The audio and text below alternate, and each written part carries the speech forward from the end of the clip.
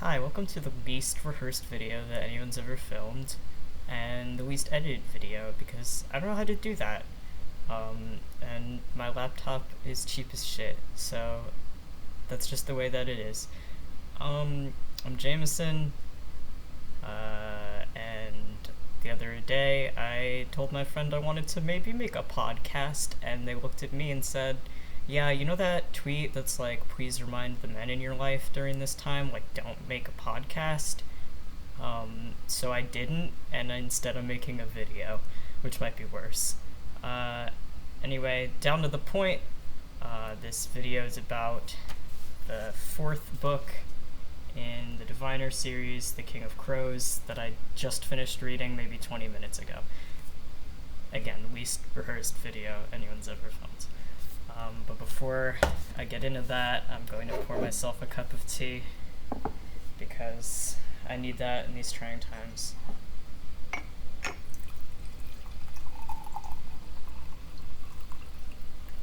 That makes great audio. That's great. That's great radio. Anyway, when I discovered what the Diviner series was, I was like 15 years old, and the first book I think had just come out, so I was just like taking my ass to the public library. I was like, wow, this is a beefy one, huh? And I read it, and at that point in my life I was like, wow, this is excellent, this is literature.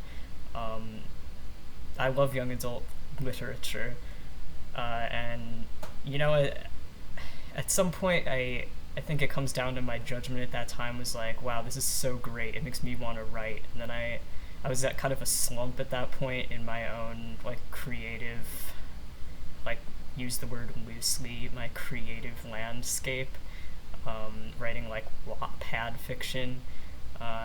So it had its place in my life. It had its time to shine. And then the second book came out not like even that long after, so I immediately got that, and then eventually in 2 years got the third book. But what happened is I didn't reread any of them, and then when I was getting books in a panic to attempt to have something to do while I'm stuck in here, I saw the fourth book that is, I think, literally just come out at the bookstore. So I was like, hey, I remember that. I remember those fun characters. Let's give it a whirl. So I didn't really remember a lot about the first three books going into this one, so that was a learning experience. I was just trying to like pull shit together. But essentially this series is about like 1920s New York, and there's these teens that have like different special abilities, and it's supposed to be kind of like an analogy about like 1920s America in general, and like erasing the American past, or etc., etc. And the main character is insufferable. Her name's Evie O'Neill, and you know what? She's insufferable, but in a way that's like palatable. I think like a lot of YA protagonist girls, now it's not like a misogynist, but that's, you know, that's just kind of the way it is, have a little bit of insufferability to them that's like, ugh, Clary, Mortal Instruments, I hate to see that. And it's true, like, they're all a little bit annoying, but at least I think this character in some way owns up to her annoyingness. Her powers are that she can read someone's fortune, or like tell something about their past by like touching an object that they have, which is actually pretty interesting, like, to see a power like that in general. Like, I think all the powers are pretty unique. Like, one of the characters can basically turn invisible, like, by the power of mental suggestion. Two of them can use like dream walking skills, which is just like they can walk around in other people's dreams and basically always lucid dream. But now I'm getting a little bit thirsty. Like I said, the least edited video in the history. Yeah, so So I did generously give it 4 stars, um, but that's because I think it had a little bit of that nostalgia value to me. It's like, here's some of the things that I liked about it. Um, all of the characters, like, it's a pretty big cast of characters. It's like 9 teens that are all kind of trying to save America from these ghosts and like injustice, etc., etc. Um, and all of them actually, like, they really have their own distinct personalities. They really seem to be like, from what I recall from the first 3 books, again, like, loosely recall, their characters have stayed to me in my mind really consistent, even though, like, obviously they have their own personal shit that they're going through, like trauma and all that.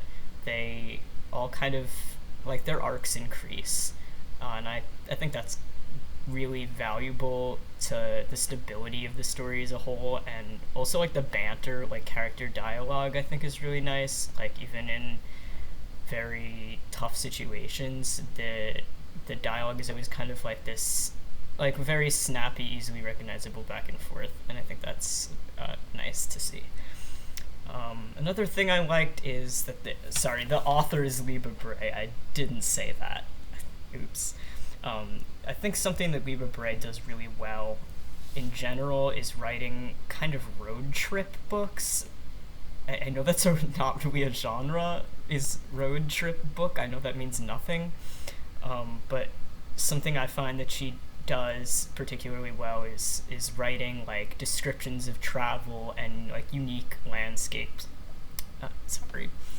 Especially with, like, still kind of a group of characters, like an ensemble cast. And I guess something else that I liked is that all of the characters are, like, they're pretty diverse. Like, I don't want to give it too much weight, because, like, several of them are not. Like, there's this character, Jericho, who's just, like, a random piece of meat, like, white dude, and his character is pretty much the most boring character in the book. So don't tell Jericho stans that I said that. But all of them are pretty diverse. There's definitely a wide, like, range of character backgrounds. You have a character who's half Chinese and disabled. You have a character who is black and lives in Harlem. There's a gay character, but he's white, so I don't know. We'll take that with a grain of salt. But it is nice to see. And I think that the way... Now we're getting into the middle ground territory, which is the way that Miss Liba Bray tackles social issues in this series. I think she makes a pretty good effort, but there are times when I, like, can't tell if she's being radical or not. Like, there are times where, like certain characters have a really profound impact. Like Memphis, that's the character who lives in Harlem, is a poet, and he writes all of this poetry and, like, sends it to, like, papers and, like, leaves it around the country, like, while they're doing their whole road trip thing.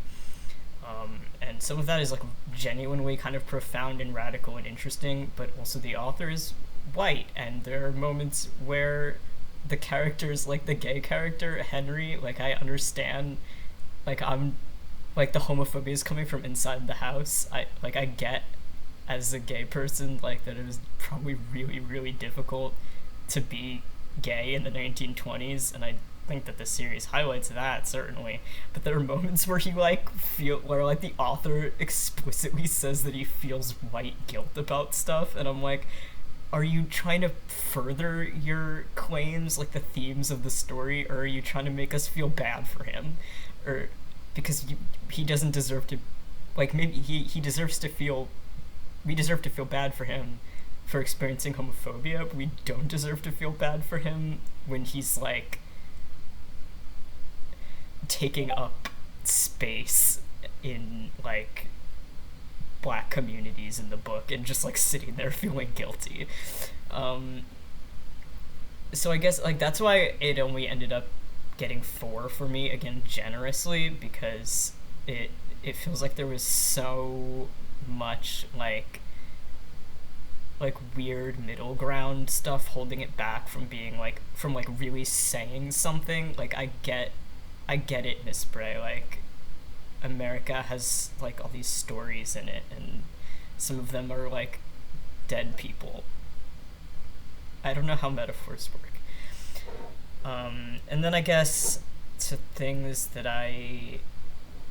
Oh, you know what? Another thing that I did actually kind of like was the main relationship. Like, in the first book, it was like a random, normal heterosexual love triangle between Evie, the main girl, and Jericho, the hunk of meat. And Sam, who is he's the one that can turn invisible with mind suggestion. And he is the son of Jewish immigrants from Russia and is infinitely more interesting than Jericho. So I was really glad to see that he's actually the one that Evie ended up going for. They have kind of a enemies to lovers relationship, but they're not genuinely mean to each other. I don't know, they just ended up having a playful rivalry that turned into now they're in love. And you know what? That feels natural to me. At any rate, I don't love to see heterosexual couples, but I thought it was good. I was never ugh, I have to skim through this section where they enjoy each other. It was oh yeah, that's nice to see. Okay, now stuff that I wasn't so keen on. This series is set in the 20s, but laughably so in a few instances, and by that I mean the slang.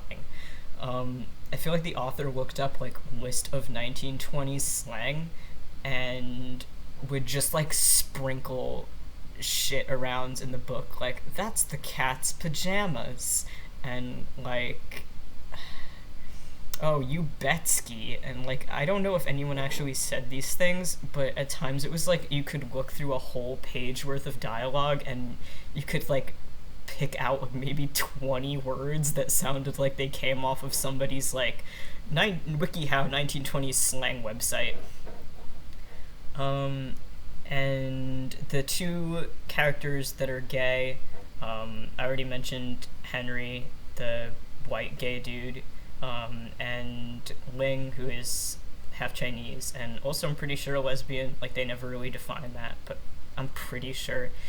Both of them get a love interest in the end, but they never actually show their love, their romance arc progressing past the middle third of the book, because neither of the two characters that they have a romance with actually show up at all in the second half of the book. It's oh, Henry thought about David, and then we don't see him, and then they get back, spoiler alert, most of them live in the end, and they're back in New York City, and you just don't see the guy, and it's oh yeah, things are doing great with the guy, and meanwhile all the het couples are just sitting there looking at them so I don't know, I just thought that was kind of weird that the heterosexual romances got to be front and center constantly. And I guess something else that I didn't much care for. I told you, least edited video in the history of all time. If I forget it, I forget it. Definitely the slang, the heterosexuals, the casual racism, I guess. I don't know. Again, I don't know what Miss Bray was going for, what her social issues that she wanted to tackle. Did you get them? I don't know. Overall, I feel as a young adult fantasy ensemble series or whatever,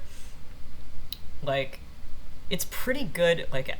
I'm not drooling over it the same way I was when I was 15 years old, because times have changed. We all learn and grow as people, our reading interests evolve. But it wasn't bad. I'll say if I was trying to recommend like a paranormal fantasy series to, I don't know, like an early high school age kid like who hasn't taken A push yet, I'd be like, slide this one over, like give it a, like check that one out. It definitely has a leg up over several other series I know. Like, in a heartbeat, I'd tell a child to read this over Divergent. It's in like the middle of Is It Radical? Like, anyway, I think that if you are interested in stuff like this, and like obviously if you read the first three books, I think it was a good ending to the series. I think it put a cap on it. But if you're interested in stuff like this anyway, you should probably just read more like science fiction fantasy by authors of color instead. Yeah, that's all I got. Peace.